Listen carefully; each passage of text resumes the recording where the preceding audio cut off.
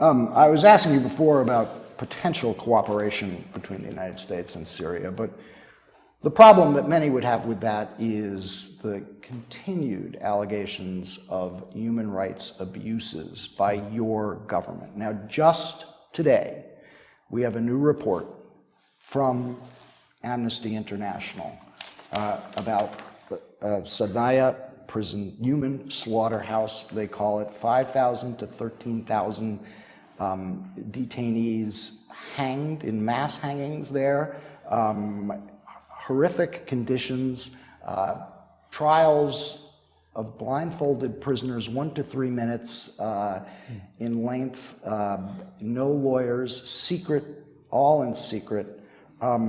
This would, on its face, be contrary to every aspect of international law. Yeah. What do you know about what's going on in that prison? Let's first of all talk about the first part of your question, which is the problem for the United States to open a relation with Syria regarding the human rights. I will ask you, how could you have this very close relation, intimate relation with Saudi Arabia?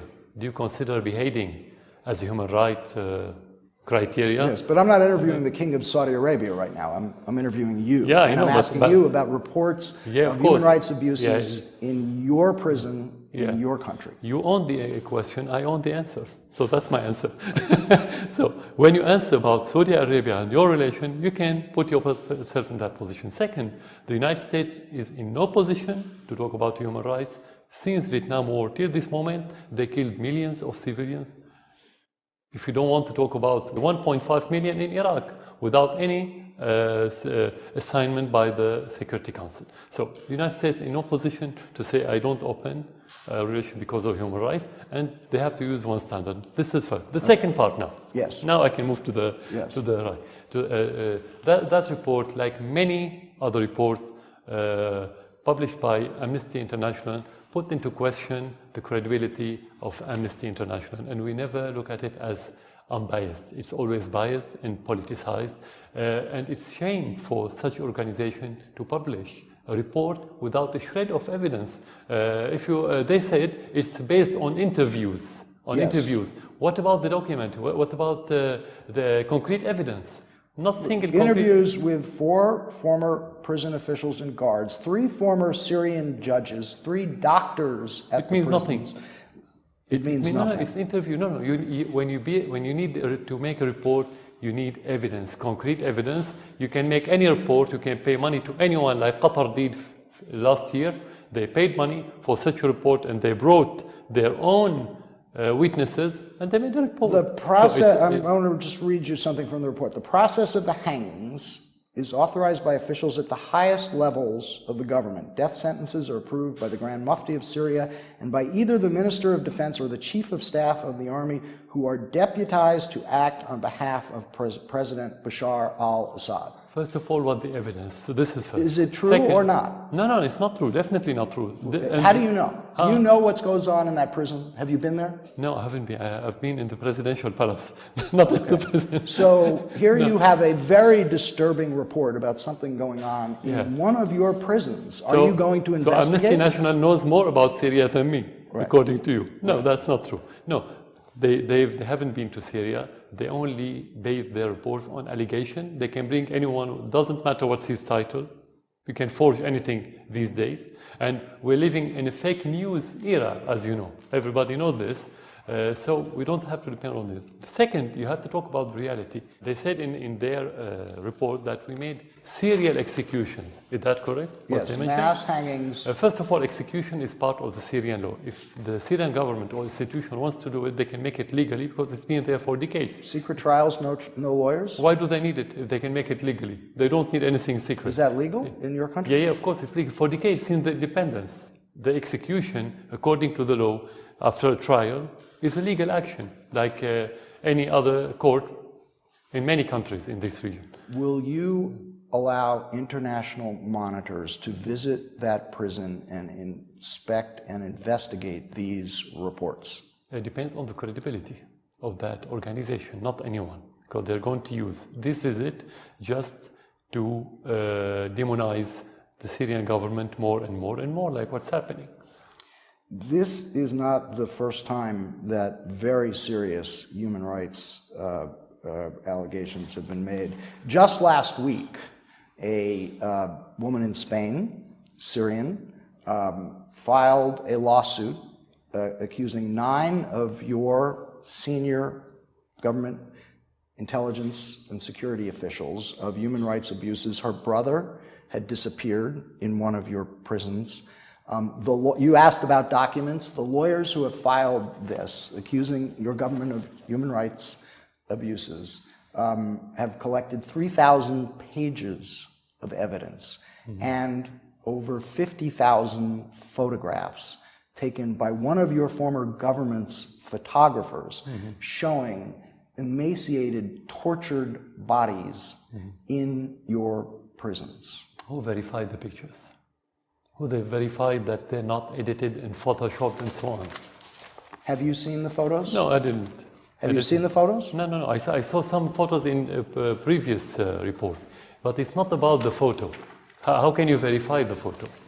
You have said that the... Do you have a photo? I do have the photos. Can you show it to me? Yes, I'll be happy to. Here. Okay. This photo, have you verified who are those? Because you have it and because you mention it in front of your audience. There's a number of photos. You have to convince your audience. You cannot mention such a picture without verifying who are those and where and everything about it, just to put it in front of the audience, tell them, oh, they've been killed by the Syrian soldiers. The woman who filed the lawsuit, the Syrian woman who filed the lawsuit, says she saw her brother in those photographs. At the end, these are allegations. We have to talk about concrete evidence. At the end, that's how you can base your judgment. Not that anyone can say whatever he wants. You said that you believe these photos may have been doctored. The U.S. State Department gave these photos to the American FBI crime lab, digital lab. They examined these photos and said the bodies and scenes depicted, these are 242 of these images, the bodies and scenes depicted exhibit no artifacts or inconsistencies that would indicate they have been manipulated. As a result of the above observations, all of these 242 images appear to depict real people and events. Who said that? The FBI. Have you seen their report? No. When was that? That was 2015. Yeah, the question, when your institutions were honest about what's happening in Syria. That's the question. Never. For us, never. So we don't have to rely on what they say.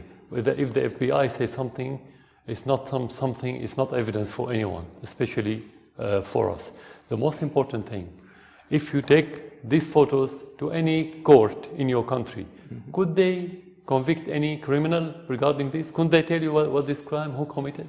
If you don't have this full picture, you cannot make judgment. It's just propaganda, it's just fake news. They want to demonize the Syrian government. In every war, you can have any individual crime. It happened all over the world, anywhere, but it's not a policy. But let me if I hear what you're saying, the FBI is just forwarding propagating propaganda. Amnesty International is propagating propaganda. Everybody is conspiring against the Syrian government. Why? Ask them. You're the one making the allegation. No, I'm not making an allegation. They supported the terrorists. And you go back to what they said. John Kerry, a few months ago, said, by his voice, that we were watching ISIS advancing, and we expected the Syrian president to make concessions. What does it mean? Obama said it in an interview, in one of his speeches, that the war on Iraq created ISIS. So who supported ISIS? We didn't create it. You created. The United States created all this mess. Who supported the rebels and called them moderate rebels while they became ISIS and al-Nusra in Syria? We didn't. So it's not conspiracy. These are facts. This is reality. We didn't give money. We didn't support these terrorists. Your country supported them.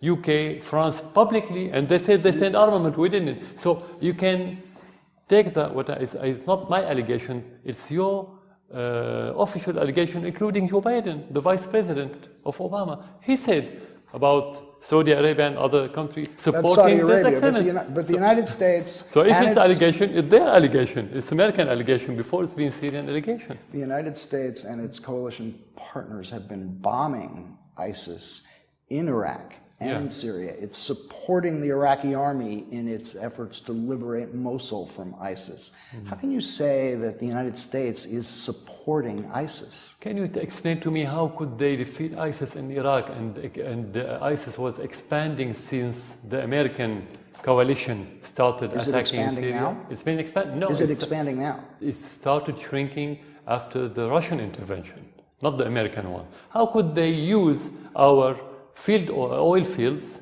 and export with thousands of barrel trucks to Turkey without being seen by your drones and by your satellites, while the Russians could be able to do so and attack them and destroy all their facilities? How? This is cosmetic campaign against ISIS. Just to be clear, I have shown you the FBI report, I've shown you the photographs, I've shown you the Amnesty International report. Will you cooperate in investigations to determine if these very serious reports are in fact true? You showed me many things, but you didn't show me a single evidence. I showed you an FBI report. No, it's not evidence at all. It's actually the contrary. Any American institutions for us during the Syrian crisis was against the realities, was the opposite of the truth. That's how we look at it. So it's not Syrian institution, we don't care about what they say. For me, what I care about is what reports I have from Syrian people. And we had investigations because we have many claims regarding not the mass crimes, actually more individual acts. And we've been investigating many, and many people were punished. But that happened in every war. Are you disturbed enough about any of this to try to determine the truth yourself? I think you should show it to the Western officials to ask them that question. Are they disturbed to see what's happening since they started supporting the terrorists in Syria, this killing and this destruction? That's the question. Of course I'm disturbed. I'm Syrian. I have this natural... you are disturbed about this? About these reports? What's happening in Syria? No, not about the report. Not about this? No. Okay. I'm disturbed about what's happening in Syria. It's my country. It's been destroyed by proxy terrorists, of course. You have acknowledged that your troops in this war have committed mistakes in its prosecution against the rebels and that anyone could be punished. So how many mistakes are we talking about? No, I didn't say that. I never said. I said there are always mistakes in any action. That's a human life. How many mistakes are we talking about? How many innocent civilians have been killed by your government's mistakes? Nobody knows because thousands and thousands of those are missing people. Nobody knows anything about their fate. Nobody at all. So you cannot tell till the end of this war. Was it a mistake to bomb hospitals in Aleppo? We never bombed hospitals in Aleppo. Why to bomb hospital? Can you convince your audience that we have interests in bombing hospitals? Actually, this is against our interest.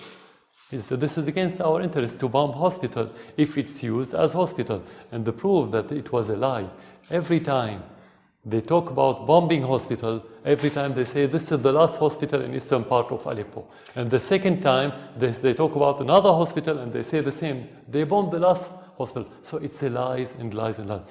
We can spend the whole interview talking about lies, and we can talk about the truth and the reality. I have to talk about the reality. Is it a mistake to use barrel bombs and chlorine gas? You have to choose which part of the narrative is correct. Once they said we are using indiscriminate bombs, and they called it barrel bombs. The other day they said we targeted hospitals and the schools and convoys. We either have precise armaments or we have indiscriminate armament. So which one do you choose? Will you do acknowledge, though, that innocent civilians, there have been civilian casualties in this war? Of course, every war is a bad war. Okay. Every war is a bad war. You cannot talk about good war. Let's agree about this. Every war has casualty. Every war has innocent people to pay the price. This is the bad thing about war. That's why we need to end that war. But having casualty doesn't mean not to defend our country against the terrorists and against the invasion from abroad through those proxies by foreign countries like the Western countries and the regional ones. That's President- self-evident.